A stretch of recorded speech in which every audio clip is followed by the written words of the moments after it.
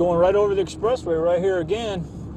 And I love expressways, rivers, any long-running barrier feature that funnels the fox right to specific areas. Remember, everywhere holds predators, everywhere holds fur, but certain areas hold more fur. And these long-running barriers tend to just point the fur in a specific location's direction. And my philosophy is to just try to find those pockets of fur and use as few traps as I can to catch the fur at those spots. And that's all I do. I try to set my trap line up so that I don't have to really walk very far. I can cover a lot of area really quick, work right out of the back of my truck. I mean, why carry the equipment any farther than you have to? What I'm doing here is really making one of my favorite sets. I probably use it at about, at least 30% of the sets I make. It's called a post hole set. It's real simple to make, and it really blends in well along a plowed edge or somewhere where the ground is all worked up. Here in suburbia, I like to keep my sets really camouflaged in most cases, but this set really works well, kind of as a complement to that. It's just a really worked up area that the critters can come over and take a look at. It looks like something went on. I've got oversized S-hook tools on the end of my rig, and I crimp them shut on this with an oversized S-hook tool on a stake that I call an earth anchor. Really, the important reason to use these is that here in Michigan, there are so many coyote anymore that you need to rig up all your fox sets as if you have a chance to catch a coyote. I mean, every place I'm on here in Michigan, I could catch a coyote, and I don't want to double stake everything, so I just, boom, I'd hold a truck.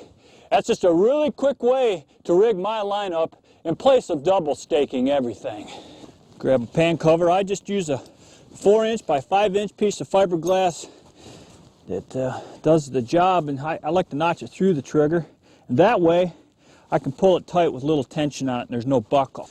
Now, to weatherproof this whole thing, I use my freeze-proof dirt, just dusting on the bottom, keep it from freezing down from underneath. And I actually bed right in it, and then I want to pound this thing, bed it firm. No wiggle, no wobble. It's gonna rain, you can just bet on that. Today's a nice day, but generally it rains each and every day. And I'm gonna assume this thing is gonna have to be here for a few days before it might catch anything. So by putting this kind of a setup, especially for coyote, I don't like to leave a lot of scent when I'm working coyotes. And this dirt will take the weather, and this setup will just sit here patiently for days on end if need be. And when the coyotes come through, it's ready. It's just that quick, just a light dusting, cover the trap, and then I kind of take the local duff next to the set, whatever it is, bean duff, whatever, I just kind of duff in the set. And again, this kind of camouflages it, and I leave a little bare spot where the pan is. It's what I call the target area. Then I'll just take a stick and guard the trigger. You can use a dropping, whatever, but guard that trigger so they don't step in that area. That'll do the trick. And then I'm going to fence off this loose jaw side, fence them right to where I want to go. I'm trying to narrow their world right down to that target spot, taking away their other options here. Okay, and then I'm going to change gloves. I never wear the same gloves to handle my bait and lures that I do to work the sets. Otherwise, you're going to contaminate the whole setup with lure smells. I want the lure smells in one spot only. And I'm going to punch a little hole right here and stuff some sheep's wool with some lure on that, right in that hole. And I'm going to put a little lure on that sheep's wool. That sheep's wool will hold that smell through a lot of rainy weather again.